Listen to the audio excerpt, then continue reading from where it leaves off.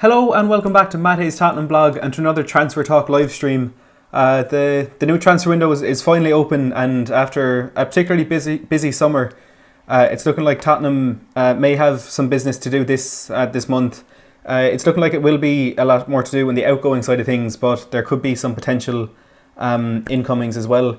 Now, I will be going through all of those today, particularly Christian Eriksen and Toby Alderweireld, who do both look really likely to leave the club this summer. As I said in the title, it looks like they both may be off to Italy. Of course, I'll be getting a bit more into that later. I'll be talking about the potential incomings at Tottenham.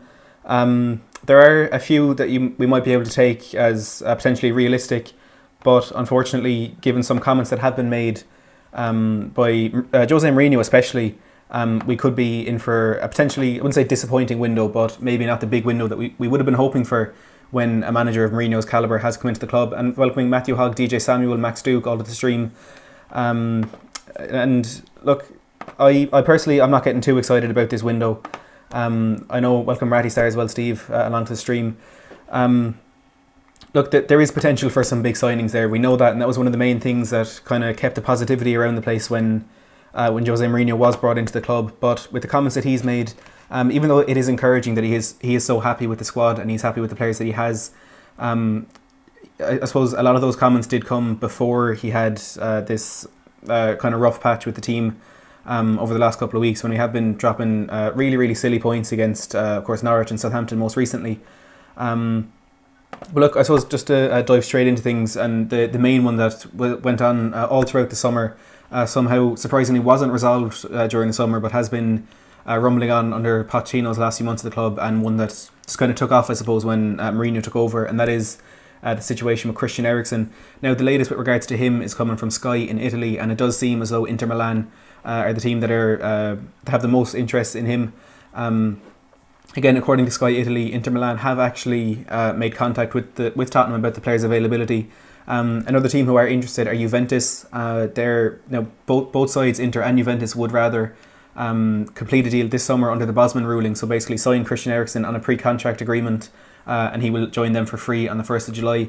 However, the fact that there are two clubs in there and they're both aware of each other's interest, they both seem a bit more likely, if they are going to get a deal through, that it would be a deal done this month, so they can just guarantee that they do get the player that they want.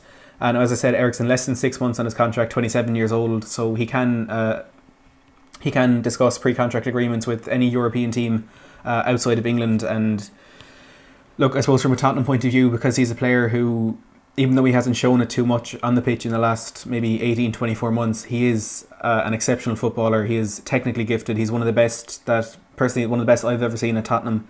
It's just he doesn't seem to want to be at the club anymore, and that has been affecting his performances, unfortunately. But it's no surprise that there is still interest in him, because if he goes to a place where he wants to be, you imagine those good performances will come back. Now, Spurs are expected to cash in on the player this month. Unsurprisingly, you wouldn't want to let a player of his calibre go for free if there's something you can do about it.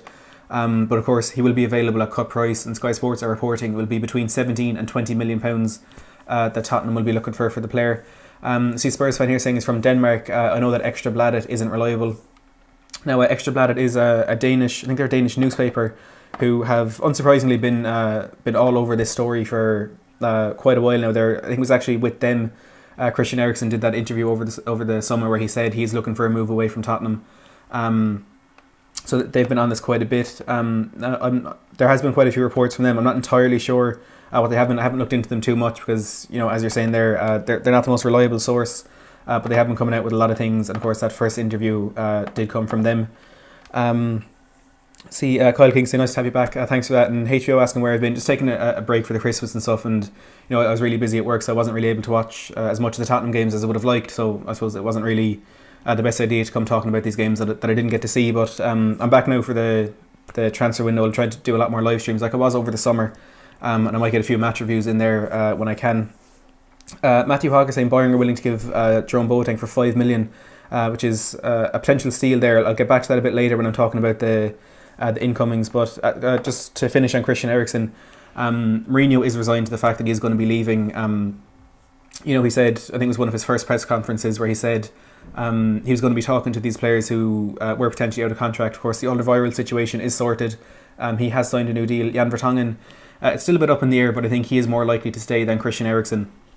And to look at Eriksen not being picked for the side, he's been coming off the bench, and Mourinho has been saying, look, he's there when we need him, but kind of hinting at the fact that he won't be there for long. Now, it's kind of hard to see from a Tottenham point of view. It's hard to see the bad side of this because Eriksen's performances have been really, really poor over the last, as I said, 18 to 24 months. And he doesn't seem to have the desire. He doesn't seem to want to be there. And when there's a player like that, it can affect the players around you. Now, we're never really going to be able to tell just how much that did affect other players of the club. If his, I don't know if his demeanour was bad in the dressing room himself. If that did rub off on players like Alderweireld or Vertonghen, or potentially Kieran Trippier, because we know he left in the summer saying that it was because of the toxic atmosphere within the team. We don't know how much of that did actually come from Christian Eriksen, but we know he would have been one of the main sources of that. So it's kind of hard, as I said, to see the bad side of this. We get a bit of money in, and as Sky Sports have been reporting, we're going to be reactive rather than proactive in this transfer window. So potentially a deal that sees Christian Eriksen go will see us sign another attacking midfielder. Now, it's more than likely not going to be Bruno Fernandes. Again, I'll touch on that a bit more later, but you'd imagine if Christian Eriksen does go, £20 million wouldn't really be enough to replace him. But again, these reports coming from Sky Sports, they've had quite a bit about us in our transfer window over the last week or so. They do seem to think that if Eriksen leaves and we need an attacking midfielder, Daniel Levy will give a bit more money to Mourinho to try and get a player in. Because look, Daniel Levy, we know he doesn't like to spend money, but he will be fully aware of where Jose Mourinho can bring this club if he is allowed to build the team that he wants to build. And it's going to take a bit more money than what Pochettino would have wanted to do that. And I'm sure they would have been aware of that when they did make the appointment. Now, another player who is potentially leaving the club very soon, less than 6 months left in his contract, is of course Jan Vertonghen. Now, the latest news on him, again coming from Sky in Italy, is that Napoli have registered an interest in the player. They see him as an experienced potential captain as a replacement for Kalidou Koulibaly, who, as Matthew Hogg is talking about, is a fantastic centre-back, one of the highly regarded in Italy especially, but he is seen as one of the best in the world. He's expected to leave Napoli in the summer rather than this January window. And of course, Vertonghen, same situation as Eriksen. He is free to negotiate pre-contract agreements with European clubs outside of England. But with Vertonghen, to be honest, it doesn't really seem as though it will be a free transfer. It's either he'll be gone this window or he'll sign a new contract. Because as Sky Sports have been reporting, he is open to new contract discussions at the club, and he is more likely to stay now that Toby Alderweireld has extended his contract. But I'm sure there is still a lot of work to do there. Mourinho has been talking about how much he does want Vertonghen and particularly Eriksen to sign these new deals, but Vertonghen is more likely to do that. Now I see Matthew Hogg saying Koulibaly for Jan plus 70 million. As for a swap for Koulibaly, of course there's no chance of a straight swap, but Napoli have valued the defender at £120 million, so I think any potential deal to bring him in I think with that valuation just goes completely out the window. Mourinho was talking about Bruno Fernandes being out of our price range for this window, so I can't imagine there's any intention to even entertain the possibility of signing Koulibaly because of that exceptional price tag on him, but also with the quality that he does have. Every European team is going to be after him. I mean, you're looking at Barcelona and Real Madrid, who have been struggling quite a bit this season. Barcelona, especially defensively, have been absolutely dreadful for the majority of this season. I'm sure they'll be focusing on Koulibaly's situation. Real Madrid, not so poor defensively, but also looking for sort of this new breed of Galacticos to come through and get them back to that where they do want to be. Koulibaly will definitely be an option for them. Bayern Munich, as we've been saying there, Jerome Boateng potentially leaving. They do need to bring these new centre-backs through. They do have players like Nicolas Sula, but at the moment they're actually playing David Alaba in centre-back, which it's working really well. He's a great player, but he wouldn't be their number one choice for that. So Koulibaly will definitely be attracting a lot of attention from around Europe, and unfortunately I just don't think it is a possibility for him to join Tottenham. Now, as for potential incomings at Tottenham, the main one that we know is 100% true, regardless what the rumours say, is as Jay Spurs is asking about Giovanni Lo Celso's situation with Tottenham at the moment. Now, as we know, we signed him on an initial loan with an obligation to buy in the summer, provided that we did qualify for Champions League. Now, whether or not we will be in the Champions League next season is it's anybody's guess because of how inconsistent all these teams have been around the top four this season. And of course, the surprise inclusion of Leicester up in that situation is, making it obviously a lot more difficult to get up there. But I was looking for a direct quote here from the Real Betis president, who's been talking about Giovanni Lo Celso recently. Now, what he has said is he's confirmed that there is a clause in his contract in the loan deal with Tottenham that would allow Tottenham to sign Lo Celso for cheaper in January. They'd have to pay, I think, so like 18 million more if it did actually go on until the summer. Now, what he was saying is he does expect Tottenham to. This was back in the 18th December. He does expect Tottenham to make this deal permanent in January, for obvious reasons, I suppose, just to save them that bit of money. But speaking to at the meeting of the club's shareholders, as quoted by Estadio Deportivo, he said Tottenham will exercise this clause in the contract because if they don't, they'll be charged more in June. And he's going to say they may also have to exercise the mandatory clause. We understand that they will exercise it, but if not, we'd be delighted if Lo Celso returned to Betis. But he did go on to say that he's not sure if Lo Celso will be particularly happy with this if Tottenham do make this deal permanent straight away. Look, we know he came in and he had some injury concerns pretty early on. He struggled to get into the team under Pochettino, and it's looked like his chances to get first team football just faded away a bit more when Jose Mourinho came in. He hasn't had much action. I think only one start since Mourinho came in. He struggled to hit form. The main game, I suppose, he did really well was that away game against Red Star Belgrade in the Champions League. But, I mean, he hasn't had much game time in the Premier League, and it's going to take a long time to adapt to that. Similarly with Tanguy and Dembele. But as for Lo Celso, it just doesn't seem as though Mourinho was a big fan of him, and he could potentially be a replacement for Christian Eriksen when he does eventually leave. But it's concerning that it is coming from the Real Betis president that he's unsure if Lo Celso will actually be particularly happy with Tottenham making this move permanent in January. Now, there are other sources suggesting a bit more recently that Mourinho has yet to make his mind up about the player. Of course, it was a Pochettino deal, I suppose, to get that in, to make that move permanent later on. But it's unknown if Mourinho is actually entirely convinced by the player, and if he does have a certain transfer budget to go on, it's unknown if he does actually want to spend it on that player. Craig Bowler is saying, can't say I'm really surprised with Lo Celso. I think there's a clause that if we don't get top four, we don't have to buy him, which is true. If we get top four, it is obligatory, but anything else, it's basically down to Tottenham. And if we are going to choose to buy him, I imagine it would be January rather than later in the year, because it is cheaper if we do it now. Alan Harry's saying, can't blame Lo Celso for not wanting to stay. He barely gets a game. I see Carl Cleha welcome saying, anything new on Koulibaly or Fernandes? Koulibaly, I don't think so. I think that's just completely out of our price range. As for Bruno Fernandes, we know there was real interest there in the summer, and we know Tottenham came so close to signing him. Unfortunately, that deal just didn't materialise, and it looks as though any potential deal to sign him this transfer window is dead at the moment, mainly because of the comments that Jose Mourinho has been making. Basically, he's just said that the Bruno Fernandes is a step above the player that we're looking for right now, which I suppose does come back to the transfer budget. Now, in the last week or so, Bruno Fernandes has been speaking a lot about what happened over the summer, and he's basically been very open about his desire to join Tottenham. He said they were the only team he was willing to talk to in the summer, and we know from what the Sporting Lisbon president has said that Tottenham did make an offer for him, and it was we weren't the only team to make an offer, but we were the only team to make an offer that Lisbon were actually gonna consider as one that they did want to negotiate on, because they felt as though there was the potential there for a deal to be agreed. But Fernandes has been saying he really wanted to join Tottenham. He was so happy they came in for him. He was completely convinced by the project, and the fact that he's still saying that now, even though it's a very different situation at the club with Mourinho coming in.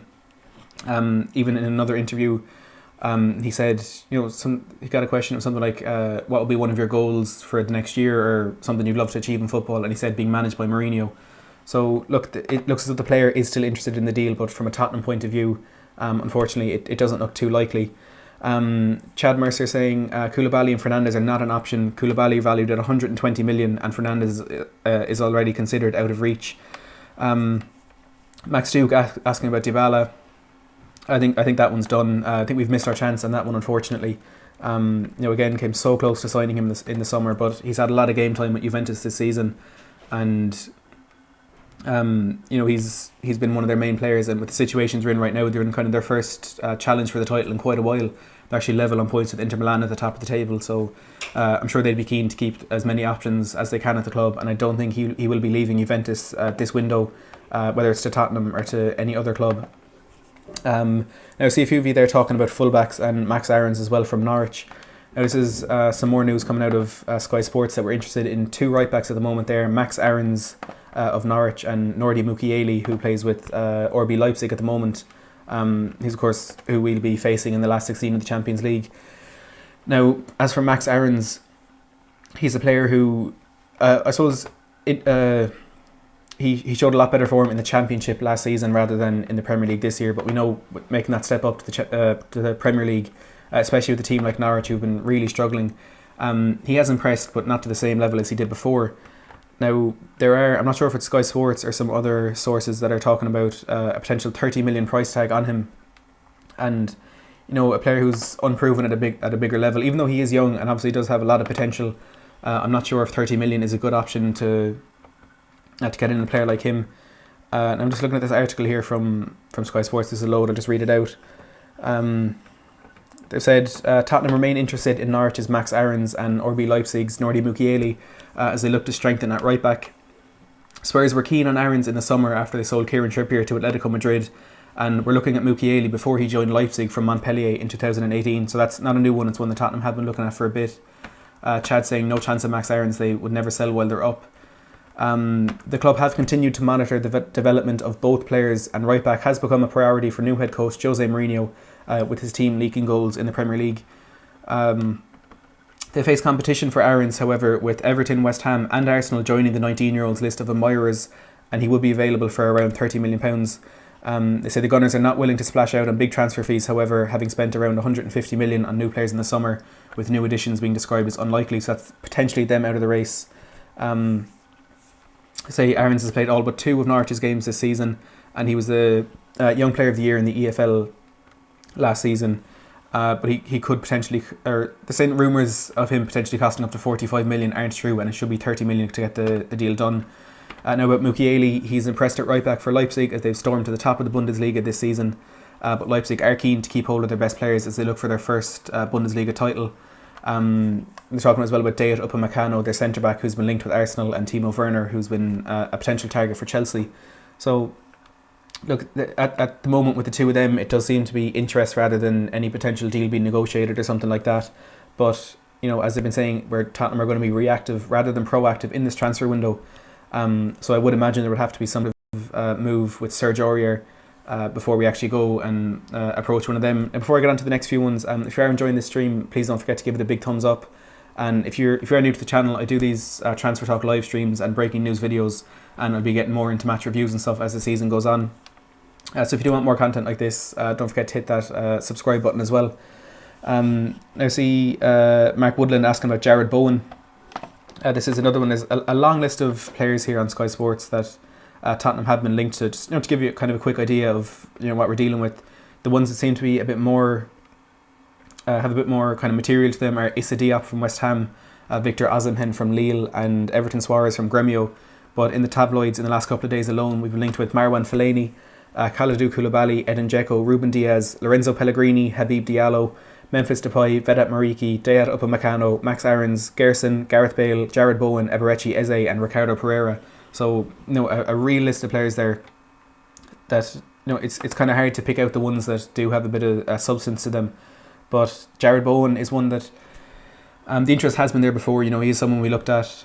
I don't think it was last summer. I think it was the summer previous to that. He's been hitting really good form in the Championship with Hull. He's a young, exciting striker, and potentially the type of player that we do have to approach if we do want to get it back up to Harry Kane, because we've seen it in the past with particularly Alvaro Morata. A move to Tottenham just isn't a good option for any of those strikers because they know they will be second fiddle to Harry Kane. And someone like Jared Bowen, or as Sky Sports are talking about, Victor Osimhen and Everton Suarez are potentially better options for them. Now Victor Osimhen I think is a really interesting one. It's not just Tottenham who have been interested in him. They're saying Liverpool and Chelsea are among a host of clubs monitoring Lille striker Victor Osimhen. Now Osimhen has been in fantastic form in the French league this season, but given the link between our coaching staff right now and the players at Lille, because of course we got João Sacramento and I think one other coaching staff member from Lille when Mourinho came in, And also, we are looking at their director of football. I'm not sure how that deal is going at the moment. It was really close and it kind of died away. So I'm not sure where we stand at that at the moment. But Azim has been doing really well with Lille at the moment. He won a Player of the Month award previously, and I know it's not the best quality league, but he's a player who is scoring goals, and that's what we need coming off the bench. And look, now Kane injured, potentially out for up to 2 months. He could be a really good player for us to bring in right now, but again, if we are going to be reactive in this window, I don't think a striker will be a potential option, because there aren't really any strikers at the club now that you would expect to leave. So I wouldn't be getting too excited about someone like Jared Bowen or Victor Osimhen just at the moment.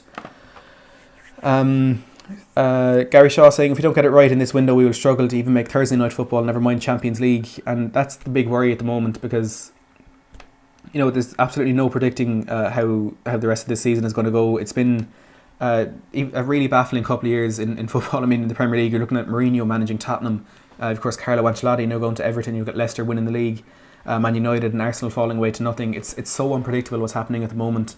And of course Tottenham's rise and a couple of title challenges were part of that surprise. But we need to make sure now that we don't fall away, and that Mourinho is probably the right man to keep us where we are at the moment and maybe push on a bit. But we just can't fall. I see a few of you asking as well about Paco Alcacer. J Spurs asking there. Jonathan Black as well saying Paco Alcacer would be a great shout. Look, he's a great striker. There's no doubt about that. He's someone who has been a good servant to Borussia Dortmund at the time he's been there, and I think was it Valencia he was at before that. And he does score goals, and maybe as a player coming in on loan, it could be a good shout to just get him in for 6 or so months, and you wouldn't need to give him a lot of first team football. If you did get him in on loan, he could be a really good backup to Harry Kane. And with Erling Braut Haaland now joining Borussia Dortmund, personally I wouldn't have thought Haaland would have gone straight into the kind of main choice for striker, but with the way Alcacer has reacted to it and he's kind of immediately said no, I want to go, you'd imagine Haaland would be the main striker over there. So potentially Alcacer could be available, and if we could get him in a short-term loan, I can't really see anything that would be wrong about that. Gary Shaw asking about Thomas Lemar. Now this is one that I've seen over the last couple of days more than anything, and it's Thomas Lemar who plays at the moment with Atletico Madrid. He's a French winger, and he's lightning quick first and foremost. I'm not too sure about his end product and his stats in terms of assists and goals, but I think it would cost a lot of money to get him in. I think Arsenal were looking at him, was it maybe last summer, the summer before, and they were asking for close to £100 million. So I really don't know if there would be any truth to that, and even if there was, if it is a deal that Tottenham could actually pull off. Chad Mercer saying, don't see any activity in this window. Levy's paid a pile getting Poch out and Mourinho in. We're calling back players off loan, that's it. And that's been, I suppose, a big story over the last few days. We're getting Kostakis asking as well about Jack Clarke. We've recalled Jack Clarke, Cameron Carter-Vickers, and there's one or two other players we've recalled.